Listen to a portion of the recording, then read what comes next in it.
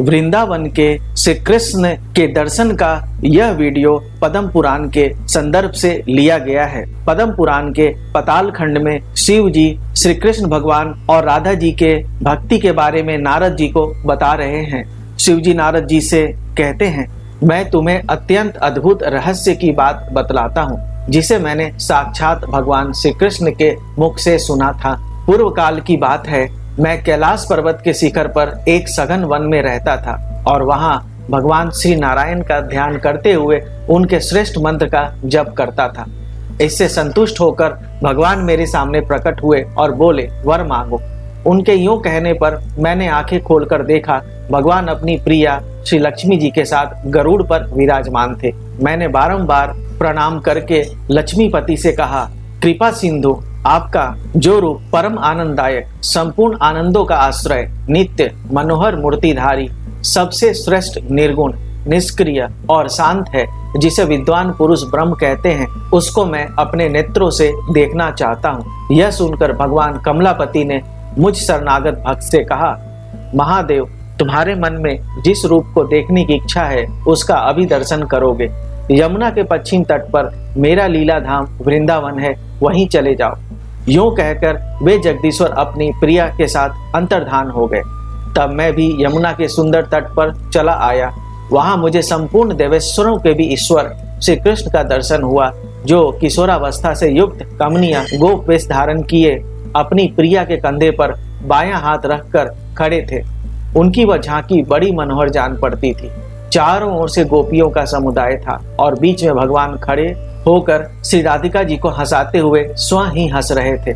उनका शिव विग्रह सजल मेघ के समान श्याम वर्ण तथा कल्याणमय गुणों का धाम था। श्री कृष्ण मुझे देखकर हंसे। उनकी वाणी में अमृत भरा था। वे मुझसे बोले, रुद्र, तुम्हारा मनोरथ जानकर आज मैंने तुम्हें दर्शन दिया।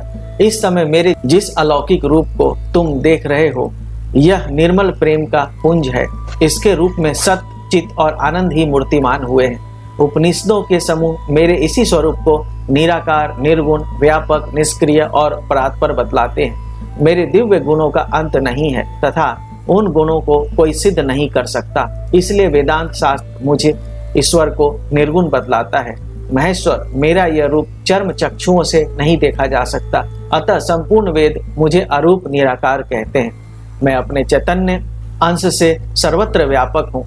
इससे विद्वान लोग मुझे ब्रह्म के नाम से पुकारते हैं। मैं इस प्रपंच का कर्ता नहीं हूँ, इसलिए शास्त्र मुझे निष्क्रिय बताते हैं। शिव, मेरे अंश ही मायामय गुणों के द्वारा सृष्टि आदि कार्य करते हैं। मैं स्वयं कुछ भी नहीं करता।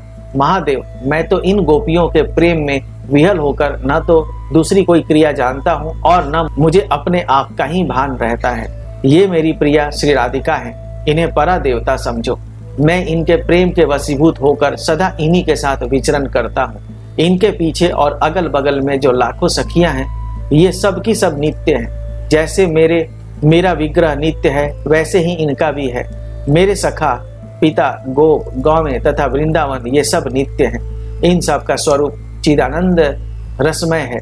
मेरे इस वृंदावन का नाम आनंद कर्ण समझो। इसमें प्रवेश करने मात्र से मनुष्य को पुनः संसार में जन्म नहीं लेना पड़ता। मैं वृंदावन छोड़कर कहीं नहीं जाता। अपनी इस प्रिया के साथ सदा यही निवास करता हूँ। रुद्र, तुम्हारे मन में जिस जिस बात को जानने की इच्छा थी वह सब मैंने बता दिया। बोलो, इस समय मुझसे और क्या सुनना चाहते हो? मुनि श्रेष्ठ नारद, तब मैंने भगवान से कहा, प्रभु, आपके इस स्वरूप की प्राप्ति कैसे हो सकती है? इसका उपाय मुझे बताइए। भगवान ने कहा, रुद्र, तुमने बहुत अच्छी बात पूछी है, किंतु यह विषय अत्यंत रहस्य का है, इसलिए इसे यत्न पूर्वक गुप्त रखना चाहिए। देवेश्वर, जो दूसरे उपायों का भरोसा छोड़कर एक बार हम दोनों की शरण में आ जाता है और गोपी भाव से मेरी उपासना करता है, वही मुझे पा सकता है। जो एक बार हम दोनों की शरण में आ जाता है अथवा अकेली मेरी इस प्रिया की ही अनन्य भाव से उपासना करता है, वह मुझे अवश्य प्राप्त होता है।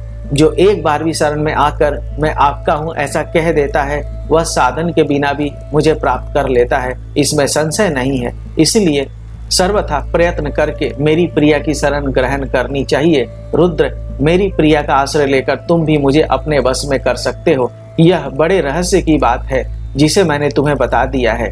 तुम्हें यत्न पूर्वक इसे छिपाए रखना चाहिए।